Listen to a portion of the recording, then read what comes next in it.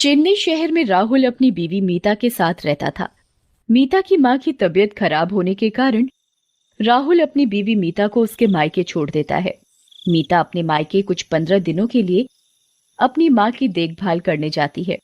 मीता अपने मायके में अपनी मां की बहुत सेवा और देखभाल करने के बाद जब उसकी मां की तबीयत ठीक हो जाती है तो अपने पति राहुल को फोन करती है। हेलो। हेलो जी। कैसी हो तुम मीता? घर पर सब ठीक है ना? तुम्हारी माँ की तबीयत कैसी है? जी, घर पर सब ठीक है और माँ की तबीयत भी बिल्कुल ठीक हो गई है। मैंने इसीलिए आपको फोन किया था। माँ अब बिल्कुल स्वस्थ है, तो अब मुझे लगता है कि मुझे अपने घर आ जाना चाहिए। मैं यहाँ बहुत दिन रुक गई हूँ। ऐसा करो, आप मुझे यहाँ लेने आ जाओ। ठीक है, मैं कल ही तुम्हें लेने आ जाऊंगा। तुम सब पैकिंग करके तैयार रखना। जी ठीक है, मैं आपका इंतजार करूंगी। राहुल अगले ही दिन मीता को उसके मायके से लेने चला जाता है। मीता और राहुल घर से बाहर अपने घर जाने के लिए निकल ही रहे होते हैं कि तभी मीता की माँ बोल पड़ती है। माँ, आज रात यहीं रुक जाओ, कल सुबह जल्दी निकल जाना। अरे नहीं माँ, मैं अब यहाँ बहुत दिन रुक गई हूँ।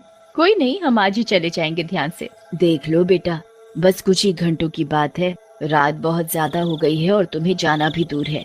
बीच रास्ते में जंगल भी पड़ता है। वो सुनसान जगह बहुत डरावनी है। मैं तो तुम्हें यही बोलूंगी कि तुम आज रात यहीं रुक जाओ। नहीं माता जी, आप ज्यादा परेशान ना हो। हम दोनों सही सलामत घर पहुंचकर आपको फोन करके बता देंगे।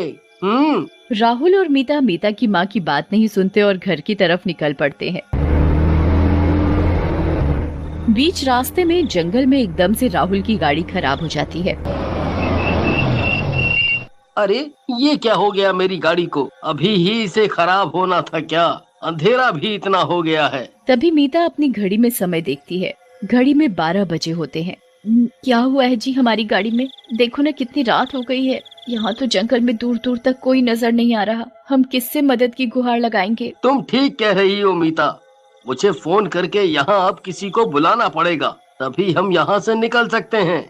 राहुल अपनी जेब से अपना फोन निकालता है। वो फोन को देखता है और हैरान और परेशान हो जाता है।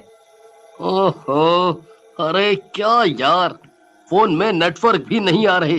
अब हम यहाँ से कैसे निकलेंगे? राहुल मीता को बोलता है। अरे मीता, तुम अपने फोन में देखना एक बार, नेटवर्क आ रहे हैं क्या? क्या पता तुम्हारा फोन कॉल लग जाए।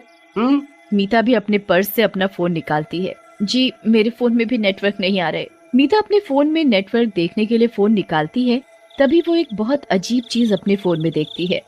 मीता ये देख बहुत बुरी तरह से डर जाती है। मीता के फोन में वॉलपेपर खुद ब खुद बदल जाता है और एक डरावनी चुड़ैल का वॉलपेपर लग जाता है। अरे, ये वॉलपेपर किसने लगाया? मैं तो कभी अपना फोन किसी को नहीं देती, ना ही मैं ऐसा वॉलपेपर लगाती हूँ। मुझे कुछ समझ नहीं आ रहा ये क्या हो रहा है। लगता है हमें माँ की बात मान लेनी चाहिए थी। हम दोनों कहाँ फंसकर खड़े हो गए हैं। ओह, ना ही हम किसी को बुला सकते हैं। अब तो लगता है सुबह तक इंतजार करना ही पड़ेगा। मुझे बहुत ज्यादा डर लग रहा है। पता नहीं कब होगी ये सुबह। मीता ऐसे बोल ही रही होती है कि तभी राहुल की गाड़ी की लाइट खुद ब खुद जल जाती है। ये देखकर मीता और राहुल बहुत खुश हो जाते हैं। अच्छी देखो, हमारी गाड़ी खुद ब खुद चालू हो गई है। हमें यहाँ से जल्दी निकलना होगा कि इससे पहले गाड़ी फिर से खराब हो जाए। तुम बिल्कुल सही कह रही हो मीता। चलो हम जल्दी से यहाँ से निकल चले। ये जंगल बहुत डरावना है।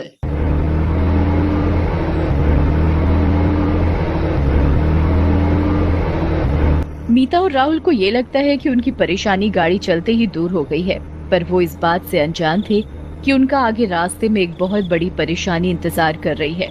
कुछ ही दूरी पर चलते हुए रास्ते में मीता और राहुल को एक औरत एक छोटे से बच्चे को लेकर खड़ी दिखाई देती है। वो औरत बहुत जोर जोर से रो रही होती है। वो एक चुड़ैल होती है। अरे कोई बचाओ मेरे बच्चे को, देखो क्या हो गया है। इसको सांस नहीं आ रही है। चुड़ैल बहुत जोर जोर से रो रही होती है। चुड़ैल को रोता देखकर राहुल, अरे देखो मीता, यहाँ रास्ते में ये औरत फंस गई है। इसका बेटा बहुत बीमार है। यहाँ दूर दूर तक इसकी मदद करने वाला कोई नहीं है। जी हाँ, आप सही कह रहे हो। हमें इसकी मदद करनी चाहिए। इसका बेटा बहुत बीमार सा लग रहा है।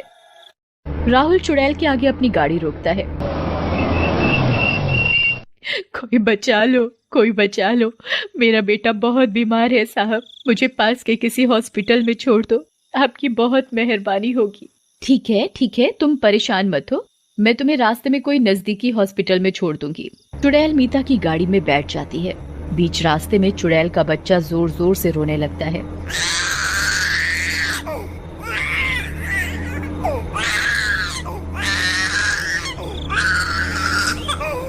अरे, ये बच्चा बहुत बीमार लग रहा है।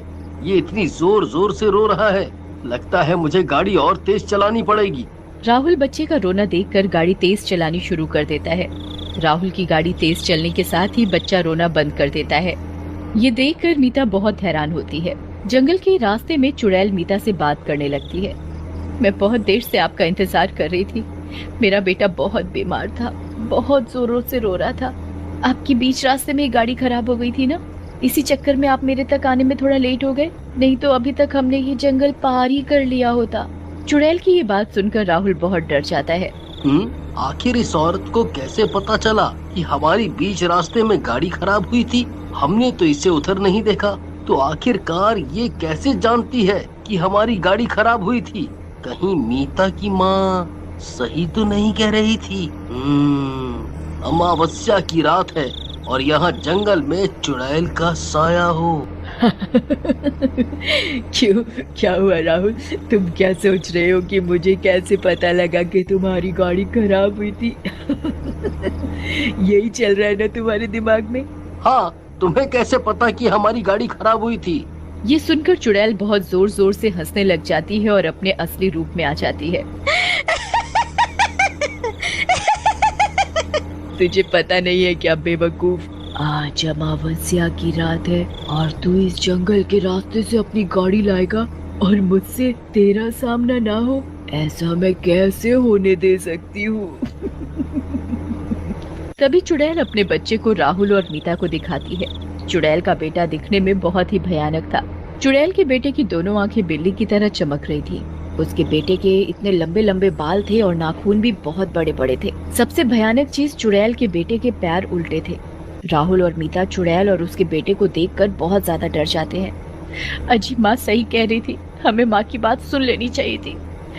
ये चुड़ैल धोखे से हमारी गाड़ी में बैठ गई है, अब हम इससे कैसे छुटकारा पाएं? चुड़ैल और उसका बेटा मीता की बात सुनकर बहुत जोर जोर से हंसने लग जाते हैं।